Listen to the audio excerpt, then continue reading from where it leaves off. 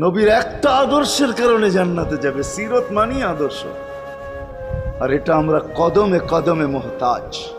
কেননা এই ছোট জীবনটা যদি গ্রহণযোগ্যতা পর্যন্ত পৌঁছাইতে হয় আল্লাহর কাছে, চাই নারী হই, চাই যুবক হই, চাই বৃদ্ধ হই, যেই মানুষই হই না কেন, যেখানেরই হই না কেন, যেই বাসারই হই না কেন, যেই বর্ণেরই হই না কেন, যেই পেশারই হই না কেন, যেই সোসাইটিরই হই না কেন, এই জীবনটাকে যদি গ্রহণযোগ্যতা পর্যন্ত পৌঁছাইতে হয় কার কাছে? দুনিয়া আলাদের কাছে না, মালিকের কাছে, যিনি এক ফোঁটা পানির থেকে অস্তিত্ব দিছেন, যার কাছে আবার আমাদেরকে ফিরা যেতে হবে। পালানের কোনো সুযোগ নাই। এই জন্যই কোরআন আমাদেরকে বোঝায় আইনাল মাফার। আল্লাহ বলতেছে কোথায় ভাগবে তুমি, বলো কোথায় ভাগবে?